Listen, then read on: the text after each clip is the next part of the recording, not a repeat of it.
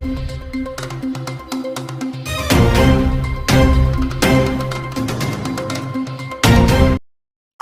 પડવા ગામે પાવર પ્લાન્ટમાં નોકરી કરતા 150 જેટલા સિક્યોરિટી ગાર્ડને અચાનક છૂટા કરી દેવાતા ભારે નારાજગી.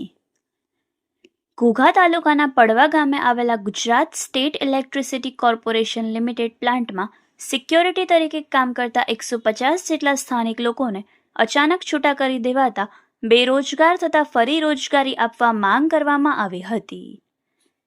સમગ્ર મામલે મળતી વિગતો અનુસાર પડવા ગામે આવેલ GSECL કંપનીમાં સિક્યોરિટી ગાર્ડ તરીકે ફરજ બજાવતા 150થી વધારે સિક્યોરિટી ગાર્ડને અચાનક છૂટા કરી દેવામાં આવ્યા હતા.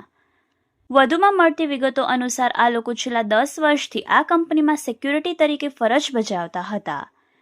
કામદારો દ્વારા કહેવામાં આવ્યું હતું કે તેમને ગત 31 જાન્યુઆરીના રોજ કોન્ટ્રાક્ટર એજન્સી દ્વારા કહેવામાં આવ્યું હતું કે કોન્ટ્રાક્ટ રદ થવાથી કાલથી કોઈએ ફરજ પર આવવાનું નહીં, જેથી આ કર્મચારીઓમાં ભારે નારાજગી જોવા મળી હતી.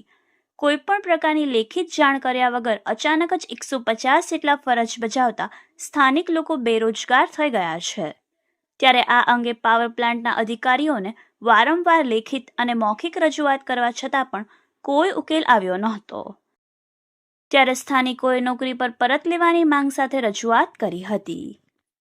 Bureau report, Yashvi Gujarat news, Ghogha.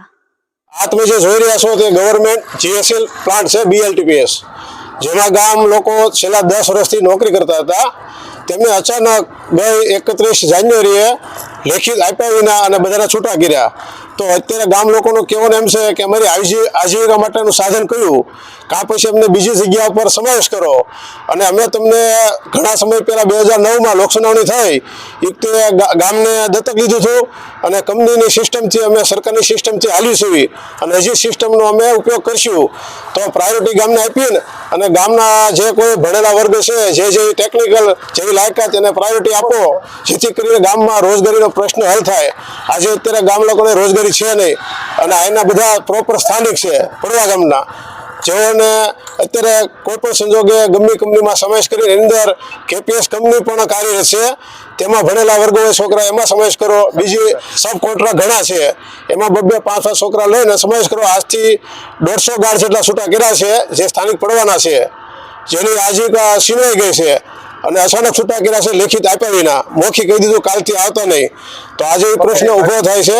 અમને બધાનો પગારે બાકી છે 4 મહિનાનો. એસએમ પટેલનું નામ છે.